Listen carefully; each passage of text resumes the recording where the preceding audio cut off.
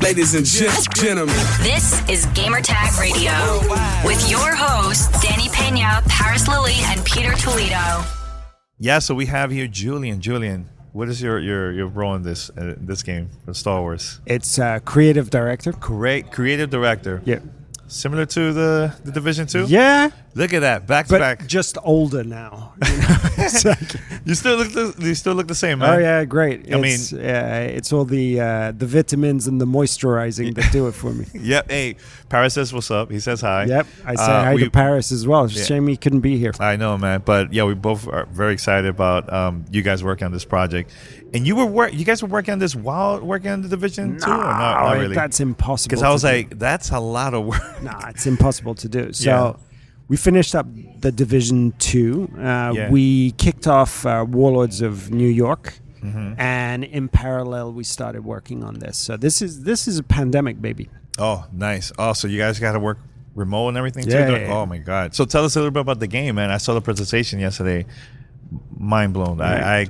I'm a huge Star Wars fan, so I even got lightsabers and everything in my room. Yeah, so I'm all in. But yeah, tell us a little about the game. Yeah. So Star Wars, Outlaws, open world, action adventure, scoundrel fancy, set in the Star Wars galaxy, in between Empire Strikes Back and Return of the Jedi. Ooh, interesting.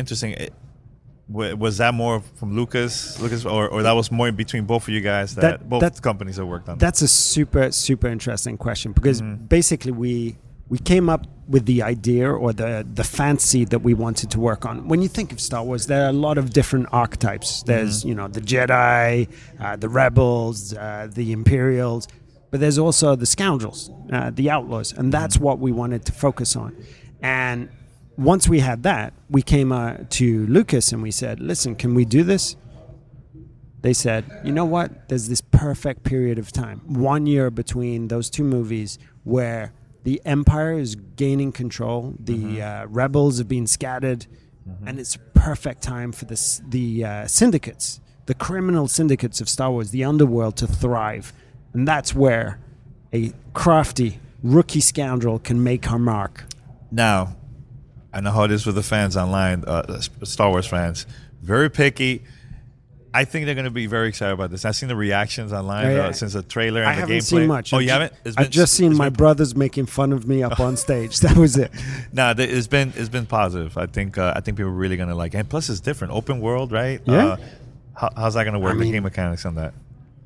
You can be sipping a drink in a cantina in a bustling city. Okay. Leave the cantina, meet up with a shady contact on a city street. They give you a contract. You jump on your speeder, zip through the open world to a settlement where there's a crafty speeder mechanic who gives you a part to bring to space, to bring to a space station. You take your speeder, put it into the ship, fly up, open world, open space, and find that space station to deliver that part. Everything in one session brings it all together. Nice. And the main character, what's her name? The main character? Kay Vess. Kay Vess. So the voice actress, I know she worked on, was it Far Cry 6? Absolutely. She's very, very talented. So what was it that you guys made a decision to work with her to be part of it? We started casting, and our narrative director is Naveed, who was the narrative director on Far Cry. And he knew that she had this energy and the positivity and the charm that we were looking for Kay Vess. So we did a huge casting, and we had a lot of different great candidates, but there's this one that really brought Kay together, and it was her. So it's through contacts and it's through previous experience, and I think that's what makes these characters really fit and feel authentic too. As I'm a huge fan of pushing Latinos getting into the industry and stuff, and I know I believe she's Venezuelan. From Canada, I believe. But so when I got to see the presentation, it was her. I'm like, man, that's pretty cool. And plus, in the Star Wars universe, there's not many of us in there, man. No, so thank you guys for making that move. It's a good thing, and honestly, she's so tough. She's so talented. Her personality bleeds through into Kay Vess's personality, and I think it really brings something new to the scoundrels that we know. And what's the name of her companion? Nix. He is a he or she? It's a he. It's a he. Yeah. Hilarious. Yeah. I like that he also will help you out with different, I believe, commands. Yeah. He attacks enemies too? Yeah. Okay. So he's really, you need to think of Kay and Nix as one character. Okay. And Nix as an extension of Kay and what Kay can do. So if Kay's sneaking around, she can use Nix to go and distract some enemies. If she's in combat, she can use him to attack an enemy while she attacks another, so it's like crowd control. Nix can discover secret locations, secret areas, push levers, pull buttons, anything that needs an extra hand, Kay can use Nix to do. She gives me the vibe of Han Solo.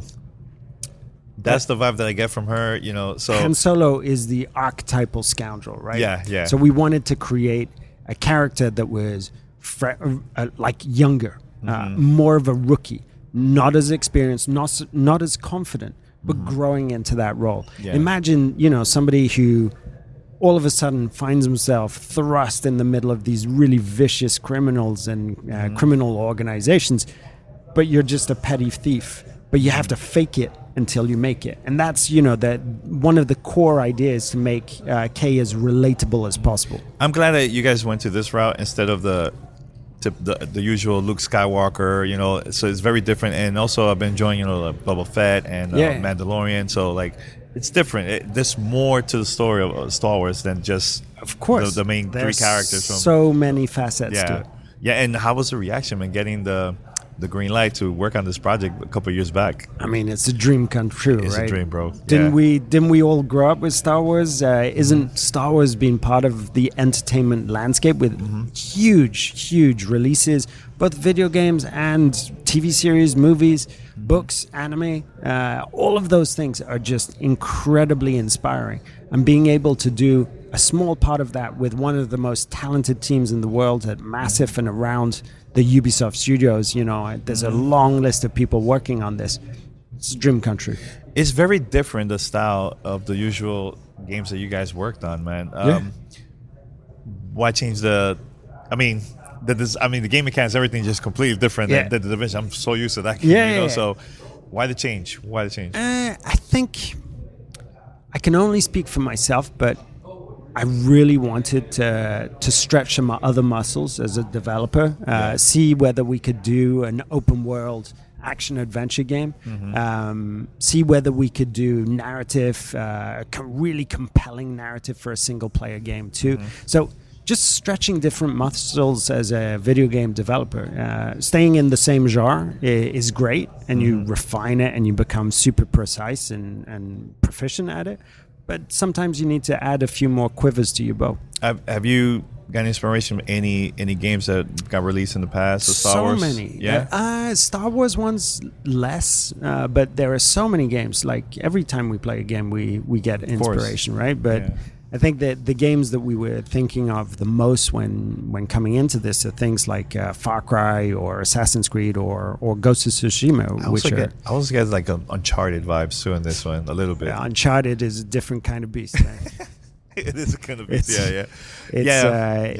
It's that's a colossal endeavor, right? Yeah, I mean the reason is like action packed. There's a lot of things going on in the game based on the presentation I got to see.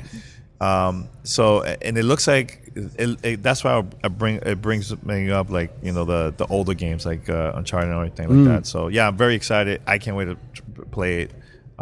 Anything else? Are you guys planning to do anything? Maybe Comic-Con or anything? Comic-Con. We're going to be there at Comic-Con. We're going to do a panel. Awesome. Humberly's going to be there, and Naveed's going to be there. Okay. I'm going to be there. It's going to be fun. Yeah. Hopefully, I would love to meet her in person one day. Yeah. Talk to her about her experience working on this project, man. So let's work on it for Comic-Con. We gotta make it happen. All right, Julian. Thank you so much. It was great talking to you, man. Yeah, and always. congratulations, man. I'm really proud of you guys, man. So keep it up. All right. Thank you. Cool.